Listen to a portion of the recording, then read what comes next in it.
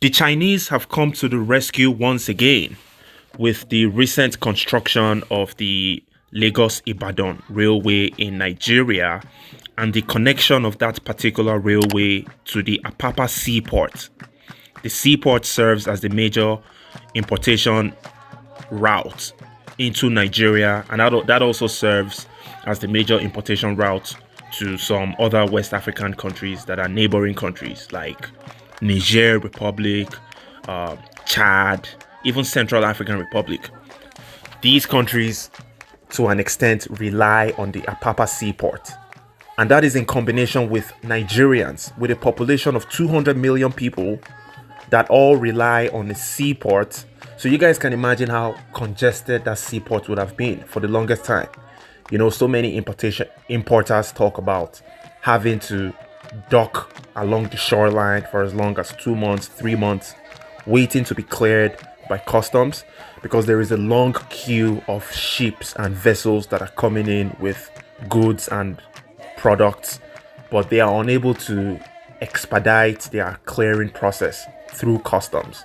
So this infrastructural development by CCECC, which is a Chinese construction firm, is commendable, but it also comes with a backhand criticism because it almost seems like, as the giant of Africa, Nigeria always relies on China, on America, on Europe, on everybody to develop itself, to build its infrastructure, to to move the country forward and improve the standards of living of the people. And that is a shame, okay? That is actually a disgraceful thing for a country that calls itself the giant of Africa, for a country that has a huge population, which translates to human resources, for a country that has a lot of natural resources, okay? And we're just not able to harness these positive attributes that we have to develop ourselves. We always have to wait for the white man to save us. That's a shame. And maybe that's one of the reasons why we are not respected around the world. Maybe that's one of the reasons why there is racism and why people keep on judging so-called black people around the world without even knowing the content of their character. But anyways, back to the Chinese company that helped Nigeria once again to build the infrastructure. We all know that this comes with a heavy debt on the country. Nigeria currently owes China, I'm not too sure what the number is, but it's in the tune of billions of dollars.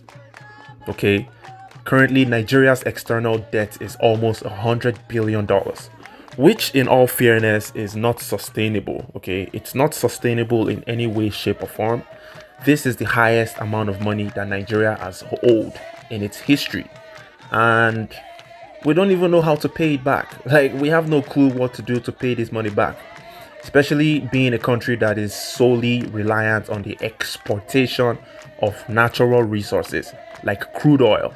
Okay, if you guys have done some economic research, you should know that any country or society that relies on strictly exporting natural resources as opposed to exporting processed resources will not thrive economically. And that's why Nigeria, being a country that, even though it's rich in natural resources, but has been depending solely on the exportation of crude oil for the generation of revenue, it's not achieving any progress.